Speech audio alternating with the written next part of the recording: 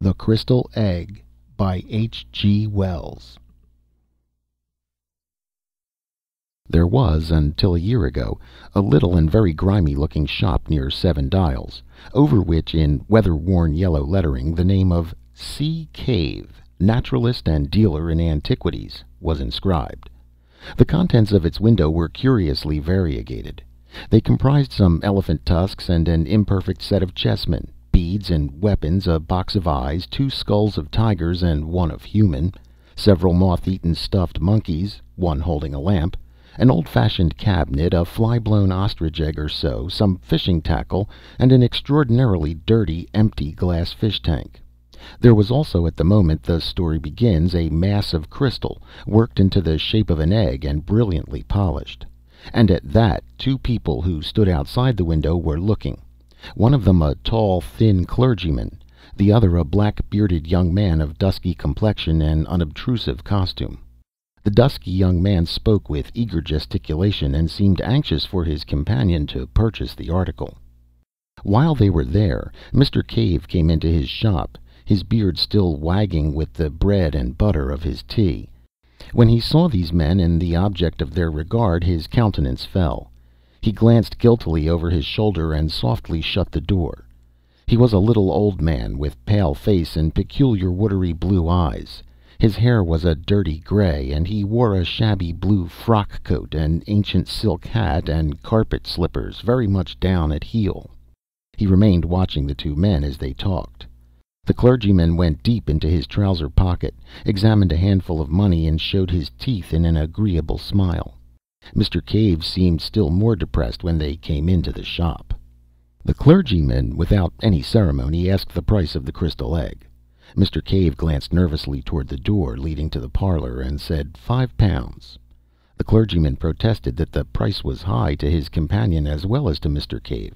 It was, indeed, very much more than Mr. Cave had intended to ask when he had stocked the article, and an attempt at bargaining ensued. Mr. Cave stepped to the shop door and held it open. £5 is my price, he said, as though he wished to save himself the trouble of unprofitable discussion. As he did so, the upper portion of a woman's face appeared above the blind in the glass upper panel of the door leading into the parlor, and stared curiously at the 2 customers. £5 is my price, said Mr. Cave with a quiver in his voice. The swarthy young man had so far remained a spectator, watching Cave keenly. Now he spoke. "Give him £5, he said. The clergyman glanced at him to see if he were in earnest, and when he looked at Mr. Cave again he saw that the latter's face was white. "It's a lot of money," said the clergyman, and diving into his pocket began counting his resources. He had little more than 30 shillings, and he appealed to his companion, with whom he seemed to be on terms of considerable intimacy. This gave Mr. Cave an opportunity of collecting his thoughts, and he began to explain in an agitated manner that the crystal was not, as a matter of fact, entirely free for sale. His 2 customers were naturally surprised at this, and inquired why he had not thought of that before he began to bargain. Mr. Cave became confused, but he stuck to his story that the crystal was not in the market that afternoon, that a probable purchaser of it had already appeared. The 2, treating this as an attempt to raise the price still further, made as if they would leave the shop, but at this point the parlor door opened, and the owner of the dark fringe and the little eyes appeared. She was a coarse-featured, corpulent woman, younger and very much larger than Mr. Cave. She walked heavily, and her face was flushed.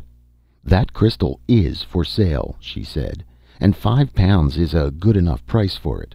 I can't think what you're about, Cave, not to take the gentleman's offer."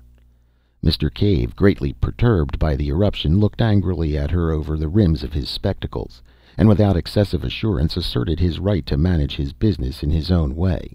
An altercation began. The 2 customers watched the scene with interest and some amusement, occasionally assisting Mrs. Cave with suggestions. Mr. Cave, hard driven, persisted in a confused and impossible story of an inquiry for the crystal that morning, and his agitation became painful. But he stuck to his point with extraordinary persistence. It was the young Oriental who ended this curious controversy. He proposed that they should call again in the course of 2 days, so as to give the alleged inquirer a fair chance. "And then we must insist," said the clergyman, £5. Mrs. Cave took it on herself to apologize for her husband, explaining that he was sometimes a little odd. And as the two customers left, the couple prepared for a free discussion of the incident in all its bearings. Mrs. Cave talked to her husband with singular directness. The poor little man, quivering with emotion, muddled himself between his stories, maintaining on the one hand that he had another customer in view, and on the other asserting that the crystal was honestly worth 10 guineas. "Why did you ask £5?" said his wife. "Do let me manage my business my own way," said Mr. Cave. Mr. Cave had living with him a stepdaughter and stepson, and at supper that night the transaction was rediscussed. None of them had a high opinion of Mr. Cave's business methods, and this action seemed a culminating folly. "It's my opinion he's refused that crystal before," said the stepson, a loose-limbed lout of 18. "But £5?" said the stepdaughter, an argumentative young woman of 26. Mr. Cave's answers were wretched. He could only mumble weak assertions that he knew his own business best. They drove him from his half-eaten supper into the shop to close it for the night, his ears aflame and tears of vexation behind his spectacles. Why had he left the crystal in the window so long? The folly of it! That was the trouble closest in his mind. For a time he could see no way of evading the sale. After supper his stepdaughter and stepson smartened themselves up and went out, and his wife retired upstairs to reflect upon the business aspects of the crystal, over a little sugar and lemon and so forth in hot water. Mr. Cave went into the shop and stayed there until late, ostensibly to make ornamental rockeries for goldfish cases, but really for a private purpose that will be better explained later. The next day Mrs. Cave found that the crystal had been removed from the window and was lying behind some second-hand books on angling. She replaced it in a conspicuous position, but she did not argue further about it, as a nervous headache disinclined her from debate. Mr. Cave was always disinclined. The day passed disagreeably. Mr. Cave was, if anything, more absent-minded than usual, and uncommonly irritable withal. In the afternoon, when his wife was taking her customary sleep, he removed the crystal from the window again. The next day Mr. Cave had to deliver a consignment of dogfish at one of the hospital schools, where they were needed for dissection. In his absence Mrs. Cave's mind reverted to the topic of the crystal, and the methods of expenditure suitable to a windfall of £5. She had already devised some very agreeable expedients, among others a dress of green silk for herself and a trip to Richmond, when a jangling of the front doorbell summoned her into the shop. The customer was an examination coach who came to complain about the non-delivery of certain frogs asked for the previous day.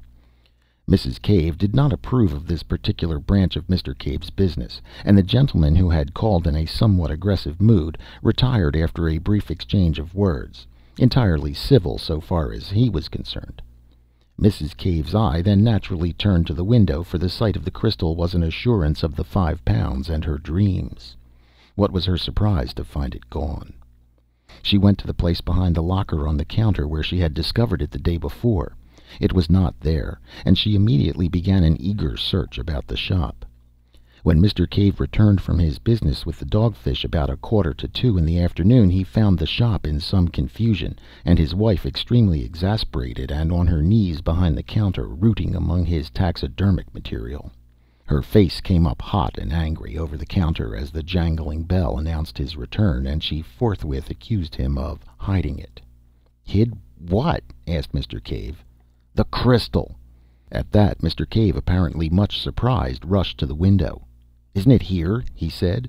"Great heavens! What has become of it?" Just then Mr. Cave's stepson re-entered the shop from the inner room. He had come home a minute or so before Mr. Cave, and he was blaspheming freely. He was apprenticed to a second-hand furniture dealer down the road, but he had his meals at home, and he was naturally annoyed to find no dinner ready. But when he heard of the loss of the crystal he forgot his meal, and his anger was diverted from his mother to his stepfather. Their first idea, of course, was that he had hidden it, but Mr. Cave stoutly denied all knowledge of its fate, freely offering his bedabbed affidavit in the matter, and at last was worked up to the point of accusing first his wife and then his stepson of having taken it with a view to private sale. So began an exceedingly acrimonious and emotional discussion, which ended for Mrs. Cave in a peculiar nervous condition, midway between hysterics and amuck, and caused the stepson to be half an hour late at the furniture establishment in the afternoon. Mr. Cave took refuge from his wife's emotions in the shop. In the evening the matter was resumed, with less passion and in a judicial spirit, under the presidency of the stepdaughter. The supper passed unhappily and culminated in a painful scene. Mr. Cave gave way at last to extreme exasperation and went out, banging the front door violently. The rest of the family, having discussed him with the freedom his absence warranted, hunted the house from garret to cellar, hoping to light upon the crystal. The next day the two customers called again. They were received by Mrs. Cave almost in tears. It transpired that no one could imagine all that she had stood from Cave at various times in her married pilgrimage. She also gave a garbled account of the disappearance. The clergyman and the Oriental laughed silently at one another, and said it was very extraordinary.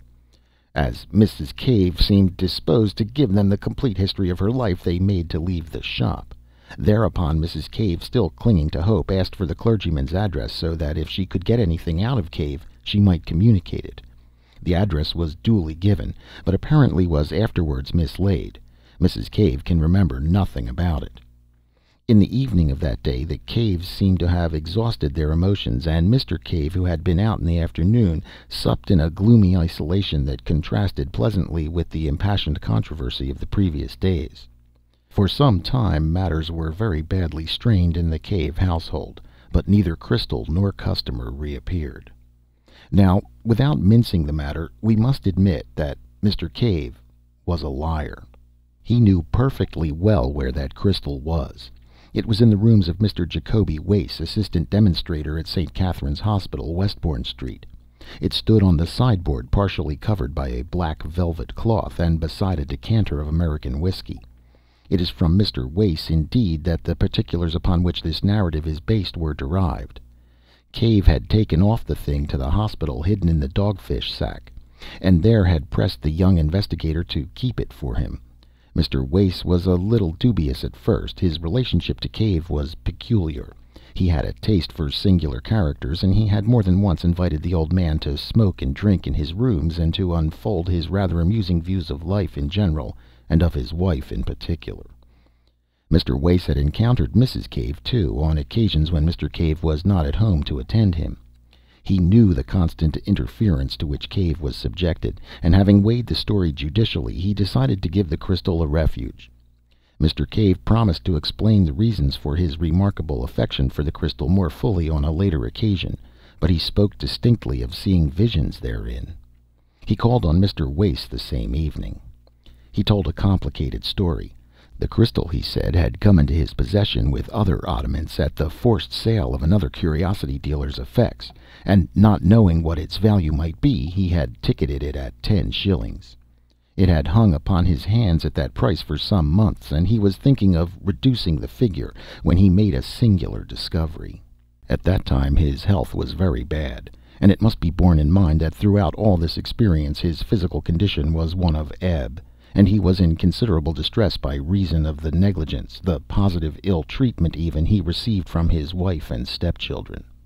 His wife was vain, extravagant, unfeeling, and had a growing taste for private drinking. His stepdaughter was mean and overreaching, and his stepson had conceived a violent dislike for him and lost no chance of showing it. The requirements of his business pressed heavily upon him, and Mr. Wace does not think that he was altogether free from occasional intemperance. He had begun life in a comfortable position. He was a man of fair education, and he suffered for weeks at a stretch from melancholia and insomnia. Afraid to disturb his family, he would slip quietly from his wife's side when his thoughts became intolerable, and wander about the house, and about 3 o'clock one morning late in August, chance directed him into the shop. The dirty little place was impenetrably black except in one spot, where he perceived an unusual glow of light. Approaching this, he discovered it to be the crystal egg, which was standing on the corner of the counter towards the window. A thin ray smote through a crack in the shutters, impinged upon the object, and seemed as if it were to fill its entire interior. It occurred to Mr. Cave that this was not in accordance with the laws of optics as he had known them in his younger days. He could understand the rays being refracted by the crystal and coming to a focus in its interior, but this diffusion jarred with his physical conceptions.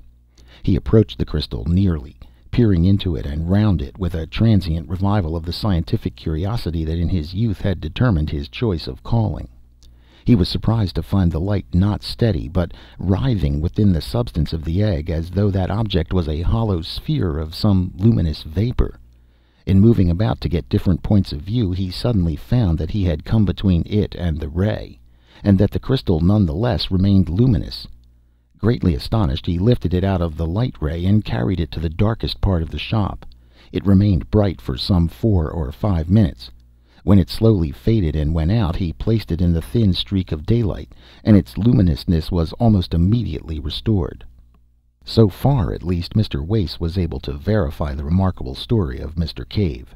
He has himself repeatedly held this crystal in a ray of light, which has had to be of less diameter than 1 millimeter, and in a perfect darkness such as could be produced by velvet wrapping.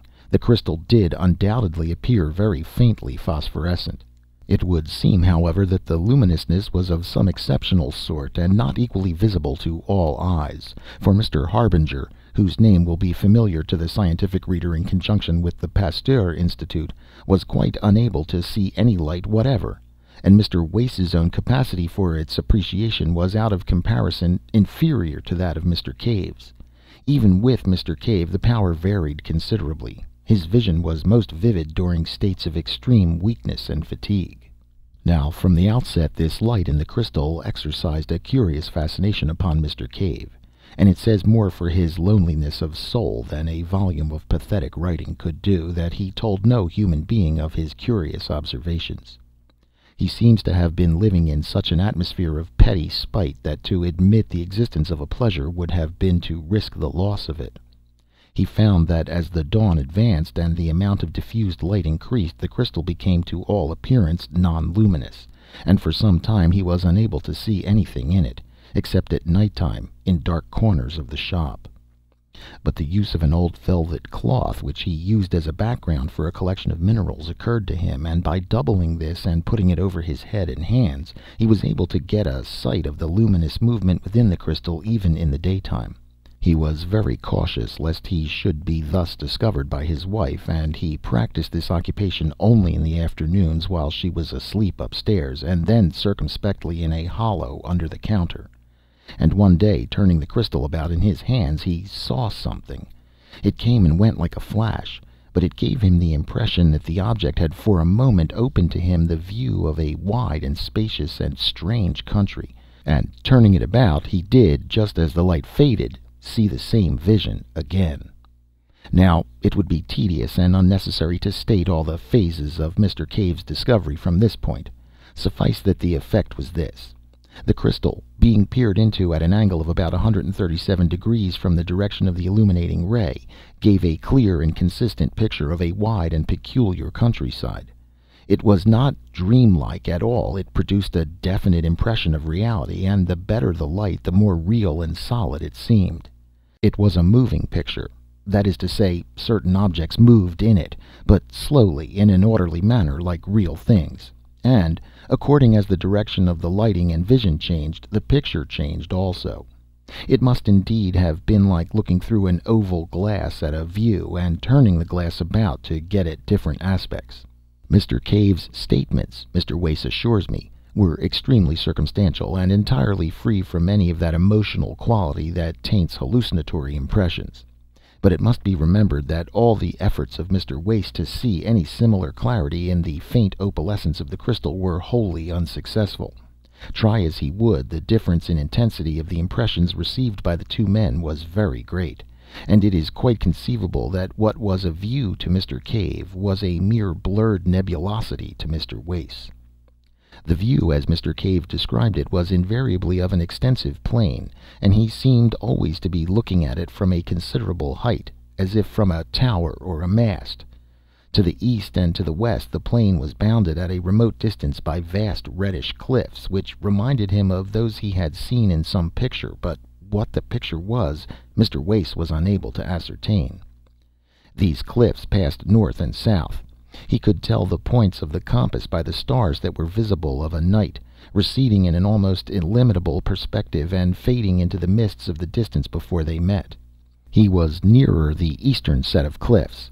On the occasion of his first vision the sun was rising over them, and black against the sunlight and pale against their shadow appeared a multitude of soaring forms that Mr. Cave regarded as birds. A vast range of buildings spread below him.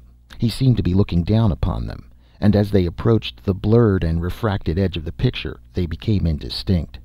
There were also trees, curious in shape and in coloring, a deep mossy green and an exquisite gray, beside a wide and shining canal. And something great and brilliantly colored flew across the picture. But the first time Mr. Cave saw these pictures he saw only in flashes. His hands shook, his head moved, the vision came and went and grew foggy and indistinct, and at first he had the greatest difficulty in finding the picture again once the direction of it was lost. His next clear vision, which came about a week after the first, the interval having yielded nothing but tantalizing glimpses and some useful experience, showed him the view down the length of the valley. The view was different, but he had a curious persuasion, which his subsequent observations abundantly confirmed, that he was regarding this strange world from exactly the same spot, although he was looking in a different direction. The long facade of the great building whose roof he had looked down upon before was now receding in perspective. He recognized the roof. In the front of the facade was a terrace of massive proportions and extraordinary length, and down the middle of the terrace at certain intervals stood huge but very graceful masts, bearing small shiny objects which reflected in the setting sun.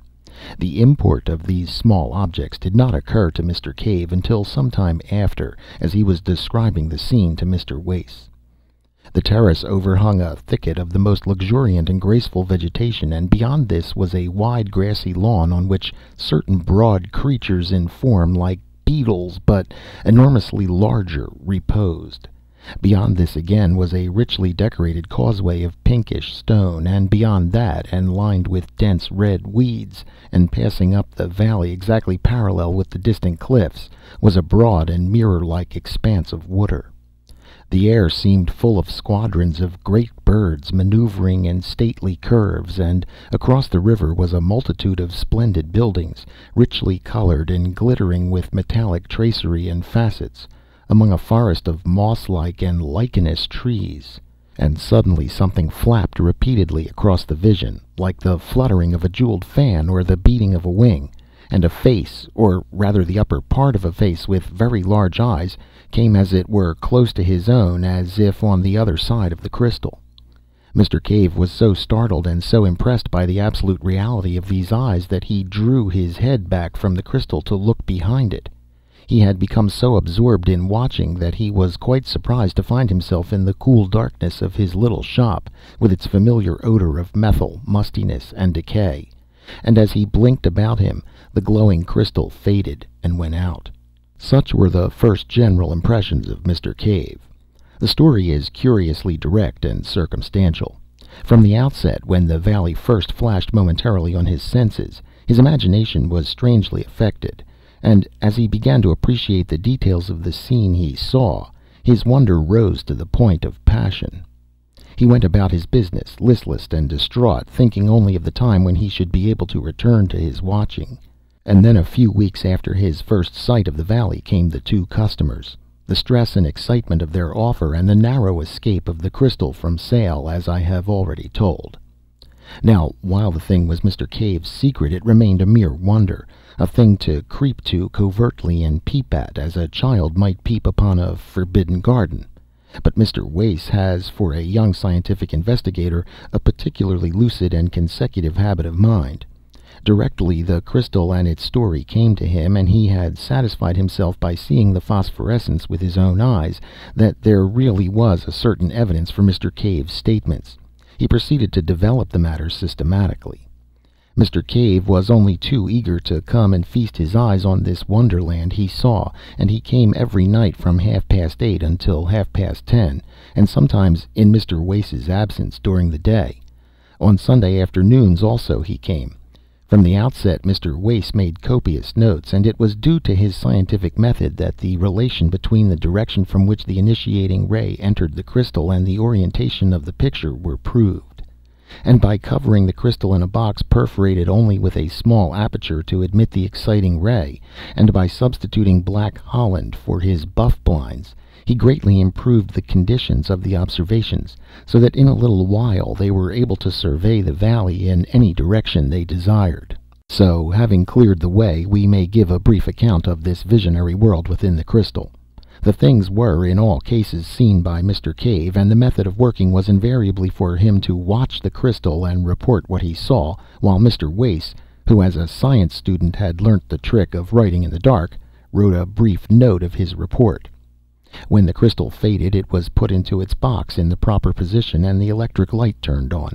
Mr. Wace asked questions and suggested observations to clear up difficult points. Nothing, indeed, could have been less visionary and more matter of fact. The attention of Mr. Cave had been speedily directed to the bird-like creatures he had seen so abundantly present in each of his earlier visions. His first impression was soon corrected, and he considered for a time that they might represent a diurnal species of bat. Then he thought grotesquely enough that they might be cherubs. Their heads were round and curiously human, and it was the eyes of one of them that had so startled him on his second observation. They had broad silvery wings, not feathered, but glistening almost as brilliantly as new-killed fish, and with the same subtle play of color. And these wings were not built on the plan of birdwing or bat, Mr. Wace learned, but supported by curved ribs radiating from the body.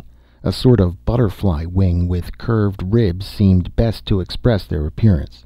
The body was small, but fitted with two bunches of prehensile organs like long tentacles immediately under the mouth. Incredible as it appeared to Mr. Wace, the persuasion at last became irresistible that it was these creatures which owned the great quasi-human buildings and the magnificent garden that made the broad valley so splendid. And Mr. Cave perceived that the buildings with other peculiarities had no doors, but that the great circular windows which opened freely gave the creatures egress and entrance. They would alight upon their tentacles, fold their wings to a smallness almost rod-like, and hop into the interior. But among them was a multitude of smaller winged creatures, like great dragonflies and moths and flying beetles, and across the greensward brilliantly colored gigantic ground beetles crawled lazily to and fro.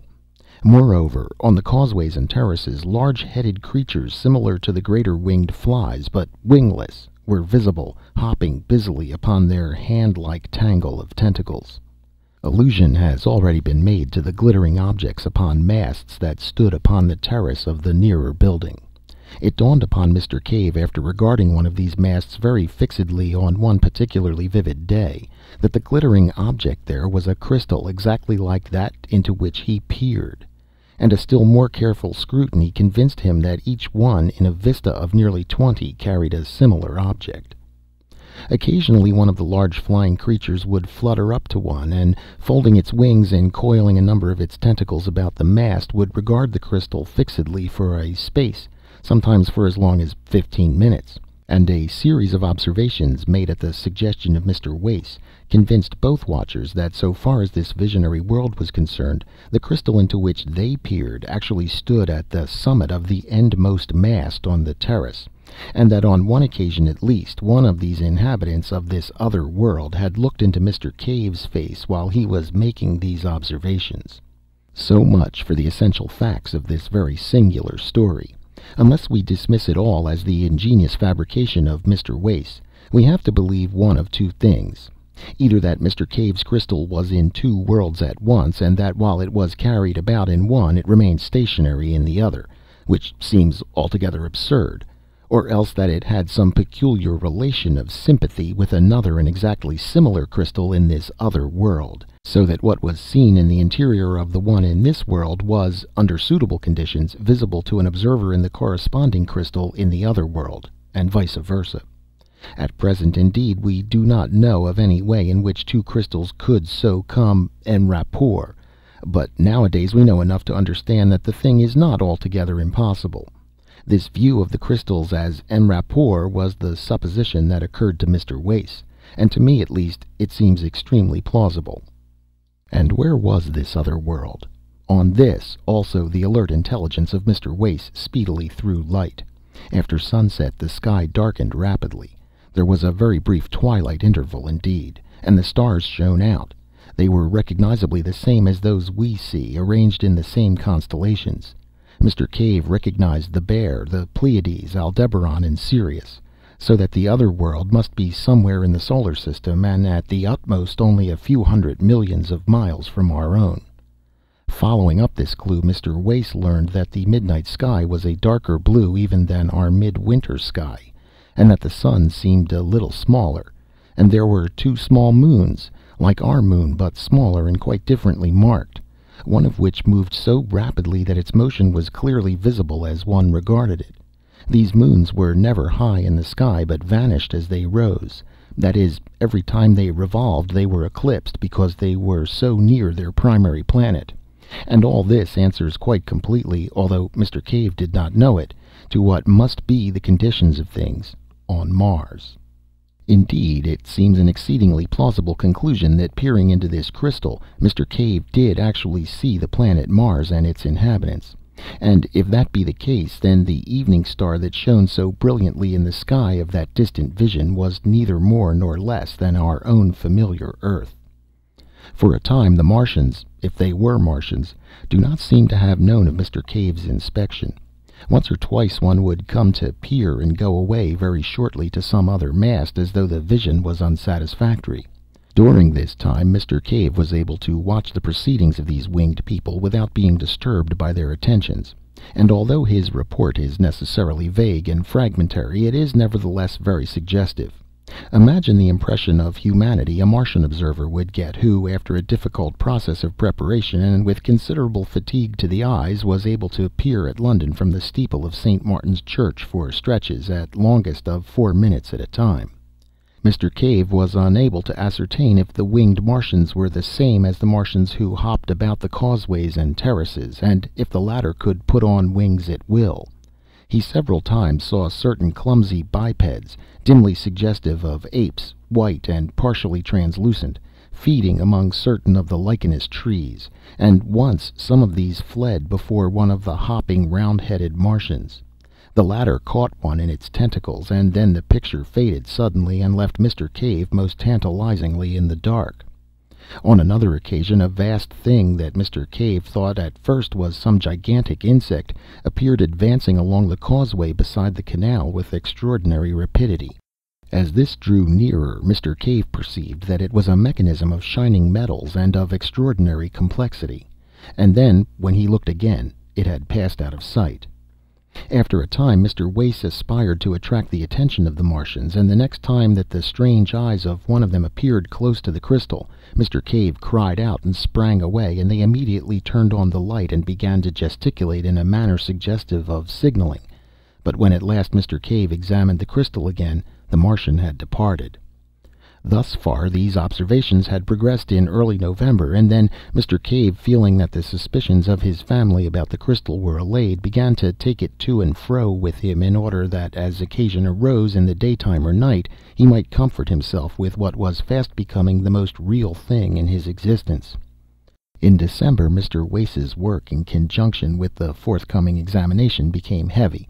The sittings were reluctantly suspended for a week, and for 10 or 11 days, he's not quite sure which, he saw nothing of Cave. He then grew anxious to resume these investigations, and the stress of his seasonal labors being abated, he went down to 7 Dials. At the corner he noticed a shutter before a bird fancier's window, and then another at the cobbler's. Mr. Cave's shop was closed. He rapped, and the door was opened by the stepson in black. He at once called Mrs. Cave, who was, Mr. Wade could not but observe, in cheap but ample widow's weeds of the most imposing pattern. Without any very great surprise, Mr. Wace learnt that Cave was dead and already buried. She was in tears, and her voice was a little thick. She had just returned from Highgate.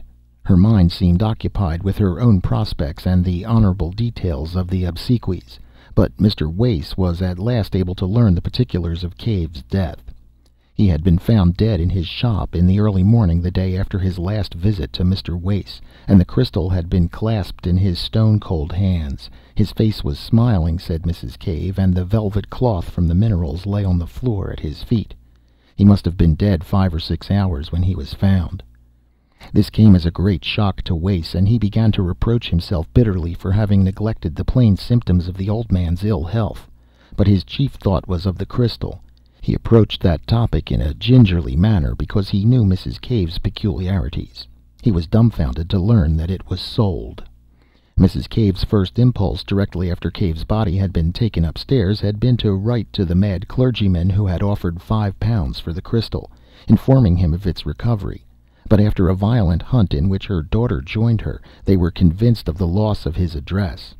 As they were without the means required to mourn and bury Cave in the elaborate style the dignity of an old Seven Dials inhabitant demands, they had appealed to a friendly fellow tradesman in Great Portland Street. He had very kindly taken over a portion of the stock at a valuation. The valuation was his own, and the crystal egg was included in one of the lots. Mr. Wace, after a few suitable consolatory observations, a little offhandedly proffered perhaps, hurried at once to Great Portland Street. But there he learned that the crystal egg had already been sold to a tall, dark man in gray, and there the material facts of this curious, and to me at least very suggestive story, come abruptly to an end. The Great Portland Street dealer did not know who the tall, dark man in gray was, nor had he observed him with sufficient attention to describe him minutely. He did not even know which way this person had gone after leaving the shop. For a time Mr. Wace remained in the shop, trying the dealer's patience with hopeless questions, venting his own exasperation, and at last, realizing abruptly that the whole thing had passed out of his hands, had vanished like a vision of the night, he returned to his own rooms, a little astonished to find the notes he had made still tangible and visible upon his untidy table. His annoyance and disappointment were naturally very great. He made a second call, equally ineffectual, upon the Great Portland Street dealer, and he resorted to advertisements in such periodicals as were likely to come into the hands of a bric-a-brac collector. He also wrote letters to the Daily Chronicle and Nature, but both those periodicals, suspecting a hoax, asked him to reconsider his action before they printed, and he was advised that such a strange story, unfortunately so bare of supporting evidence, might imperil his reputation as an investigator.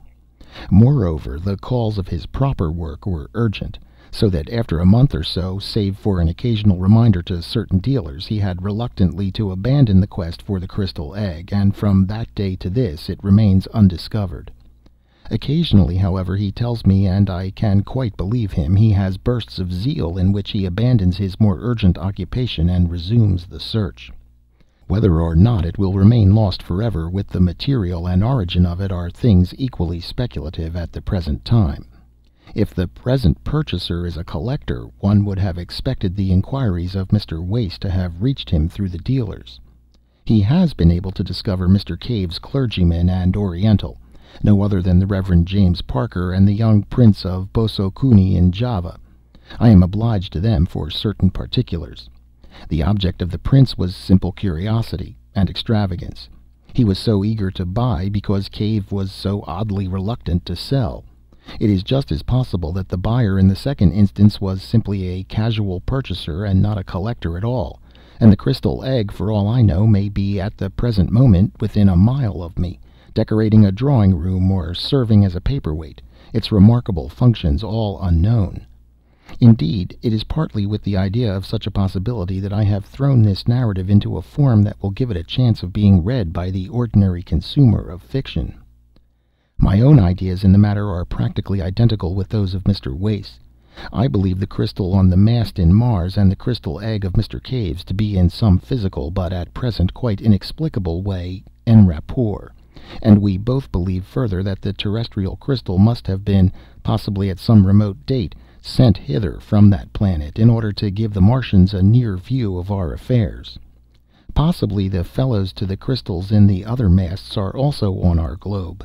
No theory of hallucination suffices for the facts. End of The Crystal Egg by H. G. Wells.